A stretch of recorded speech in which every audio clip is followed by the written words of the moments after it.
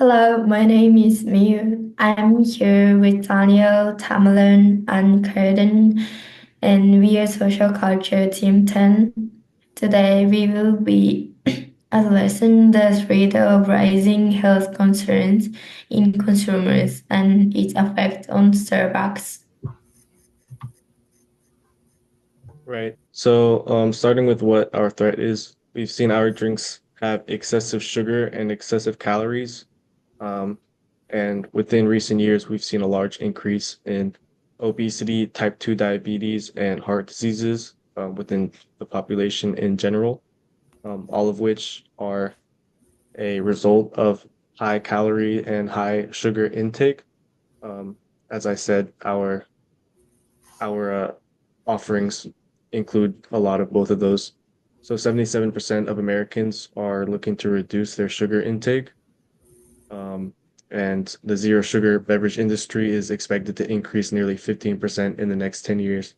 The point being, consumers are becoming more health conscious, um, and they're really focusing on what they're putting inside their bodies, with the emphasis on reducing sugar intake and calories. So if you look on the right side on this graph as well, you can see when people look at a nutrition label, the main two things that they focus on is total sugar and total calories. Um, so that's just generally a huge concern for consumers when they're looking to buy um, products. So moving on, um, this is just to show one of our offerings, one of the Frappuccinos. This is a 16-ounce beverage. It's not even our largest size. It's about the mid-range of what we offer. And you can see it's 440 calories and 59 grams of sugar. Now, the recommended daily value for a 2,000 calorie diet is 50 grams of sugar. So just in one of our drinks alone, we are serving over the recommended daily amount of sugars and nearly a quarter of the recommended daily caloric intake. So basically, just from one of our drinks, you're already kind of going over the amount of sugar you should be eating in a day. Moving forward, Caden's going to talk about why this is a threat to Starbucks specifically. So this is a threat to Starbucks for two main significant reasons. One being brand reputation, and the health conscious consumers that we do have. As awareness grows, Starbucks risks being seen as a brand that prioritizes indulgence over the well being of their consumers. Um, all of this means is Starbucks is being put at a risk where if they fail to incorporate health conscious alternatives for what they normally have on the menu, they're losing a significant amount of market share. And it also poses a risk to them as a brand, trying to, only push forward a certain agenda by providing certain products. And if Starbucks fails to meet these expectations, they could lose their appeal to a significant portion of the market that we're in. Next, moving on to our competitive disadvantage. Competitors are increasingly offering healthier and lower calorie alternatives. A few examples of these vary from like cold pressed juices and vegetables, as well as different plant based options. And if Starbucks doesn't adapt to these products and incorporating them, they risk losing again a significant amount of market share to companies who are willing to incorporate these alternatives.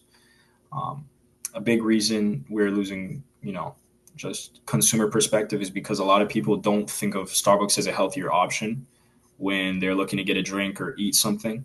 And, they may treat it as a treat, and they would bring in a lot more people if we shifted this mentality. Now I'm going to pass it off to you, Sifli, on how we plan to address this threat. Okay.